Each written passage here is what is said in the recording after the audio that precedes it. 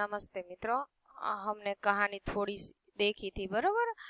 और यहाँ हमें ब्रैकेट यानी कि शब्दों दिए गए हैं और शब्दों के आधार पर हमें यहाँ कहानी बनानी है, बराबर। कि भोलू नाम का एक लड़का था, जैसा ही नाम था वही उसका ऐसा स्वभाव था, बराबर। एक दिन वह माँ से पैसे लेकर पास के गांव में मेले में जाता है, बराबर। साथ ही उसका बड़ा भाई भी था। मेले में भोलू ने एक खिलौने वाले के पास ढेर सारे खिलौने देखे, बराबर। खिलौना जो बेचता था उनके पास ढेर सारे खिलौने थे। कई बच्चे उससे खिलौने खरीद रहे थे। भोलू ने 2 रुपये में एक मुर्गा खरीदा। क्या खरीदता है? मुर्गा। उसे सुरक्षित रखने के लिए उसे मेले में एक बक्सा खरीदा। बक्से में मुर्गा रखकर दोनों भाई घर लौटे। मुर्गे के खिलौने के कारण भोलू बहुत खुश था। भोलू बहुत देर से उठा, बराबर। बहुत खुश था। रात में उसने माँ से कहा, माँ तू सवेरा होने पर मुझे मत जगाना। मुर्गा बांग देगा तो मैं आप ही उठ जाऊंगा। बांग बांग यानी क्या मित्रों? आपको मालूम है? मुर्गा जो सुबह आवाज करता हो उसे क्या कहते हैं? बांग कहते हैं, बराबर। और मुर्गा बांग देगा तो मैं अपने आप उठ जाऊंगा। माँ मुस्कुराई और चुप रही। सवेरा हुआ, सूरज भी निकल आया। भोलू बहुत देर से उठा। उसने माँ से पूछा, क्या मुर्गे ने सुबह बांग नहीं दी? तो माँ बोली, अरे भोलू तू सचमुच बहुत भोला है। भला मिट्टी का मुर्गा कहीं बांग दे सकता है? यह सुनकर भोलू की सारी खुशी छूमंतर हो गई, बरोबर। ये तो खिलौना था, सच्चा हो यदि साचू હોય तो ही बांग दे, बरोबर। खिलौना थोड़ी ना बांग दे। और खुशी के मारे उनकी बरोबर सारी खुशी क्या हो गई? छूमंतर हो गई।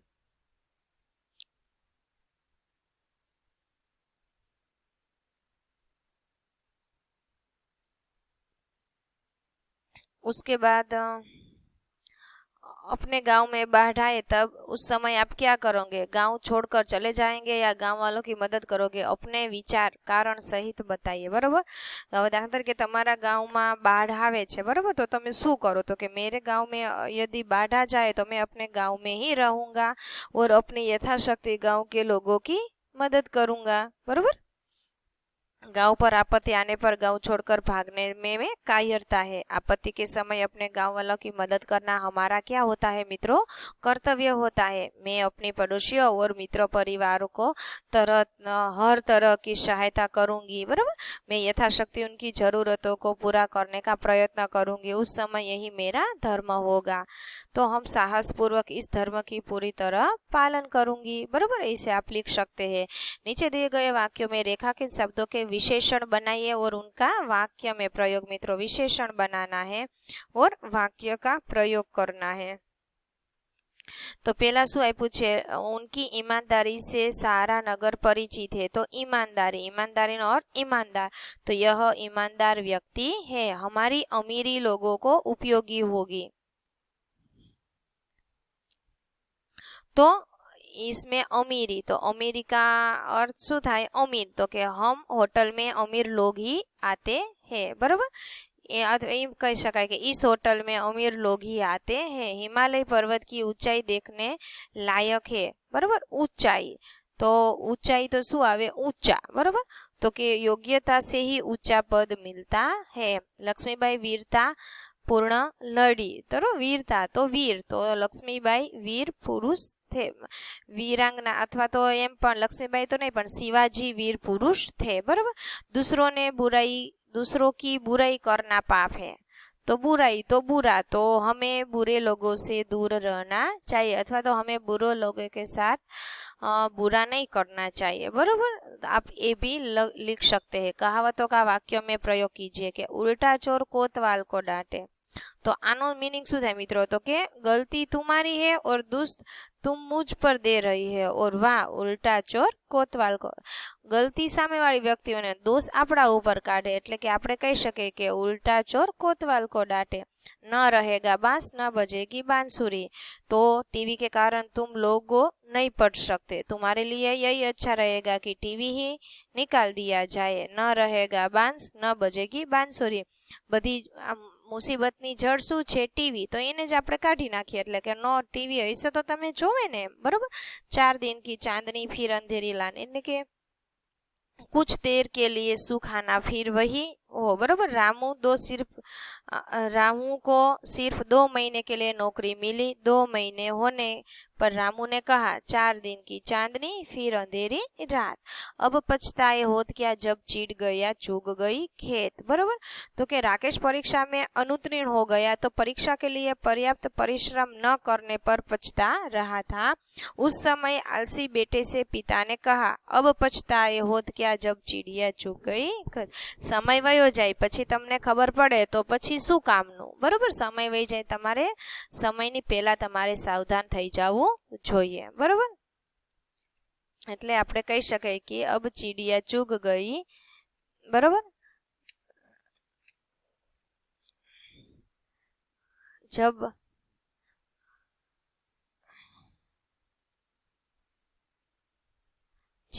अब पछतावे होत क्या जब चिड़िया चुग गई खेत, बराबर. निम्नलिखित प्रश्नों के उत्तर लिखना है. कवि ने मनुष्य की किस विशेषताओं की ओर इशारा किया है, बराबर. कवि जो है उन्होंने मनुष्य की किस विशिष्टताओं की ओर इशारा किया है, तो हम लिख सकते हैं, बराबर. तो के कवि कौन है, तो के शिवमंगल सिंह है, बराबर. तो कि मनुष्य के सब कुछ, उसने कहा है कि मनुष्य जो ऐसा है वह एक ही ऐसा मनुष्य प्राणी है जो सब कुछ कर सकता है. उसने कभी हार नहीं मानी, वह थकना नहीं जानता, बराबर. जब तक उसमें सांस है तब तक वह आगे ही आगे बढ़ता रहता है. न मनुष्य के साहस की सीमा है, बराबर, और न उसके आत्मविश्वास की. वह अपने अदम्य साहस और अद्भुत आत्मविश्वास के साथ आगे बढ़ता जाता है, बराबर. उसके बाद है ज्वर कहाँ कहाँ उठा है, तो कि ज्वर एक और समुद्र में ज्वर उठा है तो दूसरी ओर कवि की हृदय में भावनाओं का ज्वर उठा है. इस प्रकार समुद्र और कवि हृदय इन दोनों स्थानों पर ज्वर उठा है. समुद्र में और कवि की भावनाओं का, बरोबर. कवि की हृदय में मन की भावनाओं का ज्वर उठा है. समुद्र ने कैसा रूप धारण किया है, बरोबर. तो के आज समुद्र ने कैसा रूप धारण कर दिया है, तो के समुद्र में बड़े जोर का तूफान आया है. उसे देखकर ऐसा लगता है कि जैसे वह जहर उगल रहा हो. समुद्र से लहरें इस प्रकार उठ रही है जैसे मांझी की नाव को निगल जाएगी, એટલે કે એને ગળી જાશે એમ, બરોબર. तूफानी समुद्र ऐसा लग रहा है उसका सामना कोई नहीं कर सकता. सागर में ज्वर ने बड़ी कठिन परिस्थितियां पैदा कर दी है. तूफानी समुद्र आज अपनी असीम शक्ति देखने पर तुला हुआ है. इस प्रकार समुद्र ने आज रूप ऐसा धारण किया है. उसके बाद है कवि ने मनुष्य को मिट्टी का पुतला क्यों कहा है, बराबर. तो कि मनुष्य धरती पर जन्म लेता है, वह मिट्टी में खेल खेल कर बड़ा होता है. मिट्टी में उत्पन्न होने वाले पदार्थों से ही मनुष्य का पालन पोषण होता है. मिट्टी उसकी माँ है. मनुष्य के मर जाने पर उसका शरीर मिट्टी में ही मिल जाता है ना.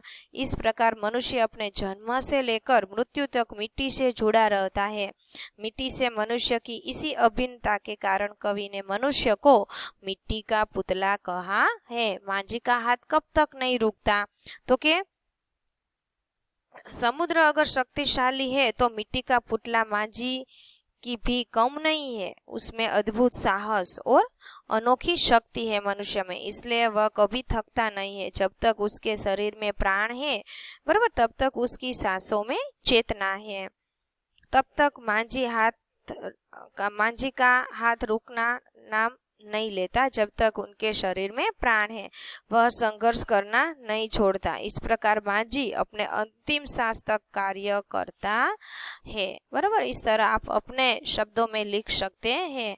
इस कविता का भावार्थ अपने शब्दों में लिखना है मित्रों. तो आपको जैसा भी आए उस कविता में आपने जो भी सीखा हो, समझा हो, आपको जो भी कुछ याद हो वो अपने शब्दों में लिखना है. तो यहाँ तूफानों की ओर जो काव्य था बराबर। शिव मंगल सिंह सुमन ने लिखा था। तो यहाँ पूर्ण होता है। मैं आशा रखती हूँ कि आप इसका स्वाध्याय अपने बुक में लिख लेंगे। यहाँ मैं इस एकम को पूर्ण करती हूँ, फिर मिलेंगे नए एकम के साथ। अस्तु।